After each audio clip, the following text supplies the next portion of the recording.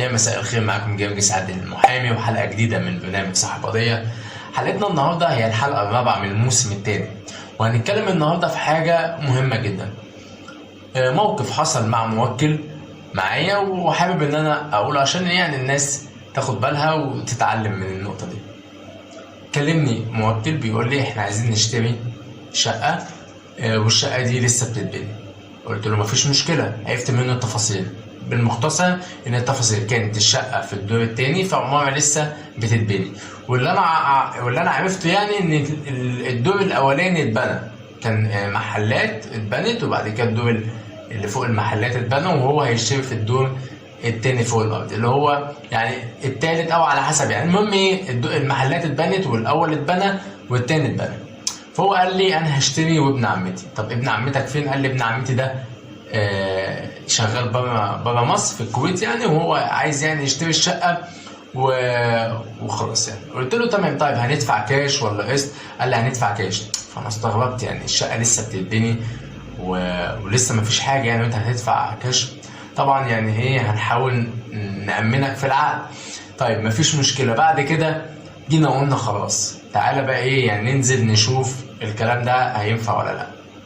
نزلنا الحي وسألنا، قال لك العمارة دي لسه ما اتبنتش اساسا.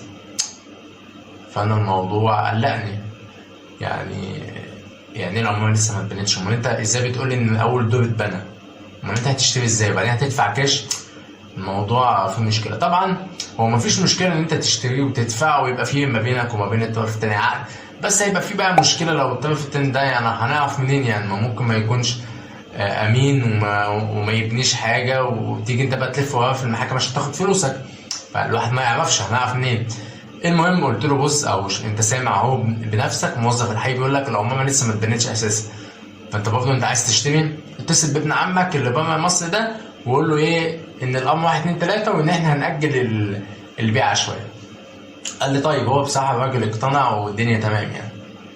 كلم ابن عمه قال لا انا مفيش مشكله يعني مفيش مشكله واشتري. فانا اتضايقت يعني، يا عم بقول لك لسه مفيش حاجه اتبنت، هتشتري سمك في ميه يعني؟ المهم قال لي ايه لا هنشتري. قلت له طيب ماشي. طبعا انا يعني ببقى حريص ان الموكل ياخد حقه يعني، انت بتدفع فلوس مش بتدفع ورقه كوتشينه يعني، فيهمني ان انت تاخد حقك والدنيا تمام. المهم الشقه كانت في حدود 400,000 450 حاجه كده يعني، فالمبلغ برضه يعني بالنسبه له، انت حضرتك سافرت بره واشتغلت فانت تعبت في الفلوس دي. قلنا مفيش مشكله بس قلنا مفيش مشكله والدنيا تمام برضه، علشان يعني ابقى رديت ضميري وابقى مطمن كده وانا بكتب العقد.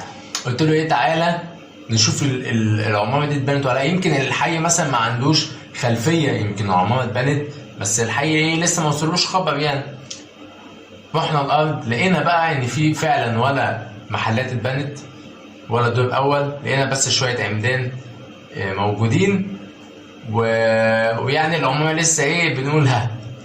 قلت له دي العماره اللي انت هتشتريها يعني؟ شوف ابن عمك عايز يعمل ايه.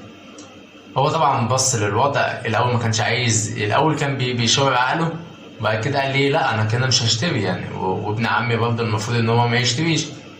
اتصل بابن عمه قال لا اشتري ومفيش مشكله وانا واثق في الناس. قلت له هو ماله في ايه يعني؟ احنا بنقول له يعني انا خايف على فلوسه هو مش خايف على فلوسه. طيب المهم بعد كده رحنا للشركه وقلنا لهم عايزين نشوف العقود والكلام ده. شفنا العقود وفي الاخر الموضوع اتقسم قسمين. قسم انه الراجل اللي معايا اللي هو موجود في مصر واللي راح شاف الدنيا دي كلها عايز يشتري الشقه، مش عايز يشتري الشقه، والطرف التاني اللي في الكويت ده عايز يشتري الشقه. انا الفكره كلها او يعني الاعتراض كله ان انت كنت هتدفع المبلغ كامل، تمام، وهتدفع المبلغ كامل في حاجه لسه ما اتبنتش. طب احنا ما نعرفش ايه اللي هيحصل فيما بعد. جيت سألت دلوقتي على العمارة دي يعني، لسه كنت مقابل صحابة يعني من فترة. قال لي العمارة اتبنت واللي كانت الشقة اللي كان تمنها 400,000 بقت دلوقتي 750.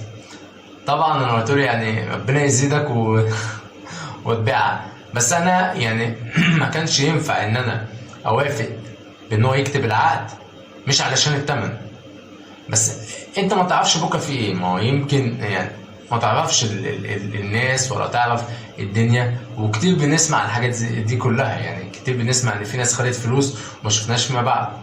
طيب على الاقل كانت مثلا هندفع النص والنص التاني عند الاستلام زي ما بنعمل في كل الشقق. لكن نصيحتي ليك مهما كان العرض ومهما كان الشقه فيها ايه، انا عارف بتبقى فيها عروض حلوه جدا وعروض رخيصه، بس صدقني في زي ما في ناس بتسلم وبتدفع كاش والكلام ده كله، في ناس تانية بتدفع 10% وتلاقي نفسك ما استلمتش بعد 5 سنين او بعد 6 سنين.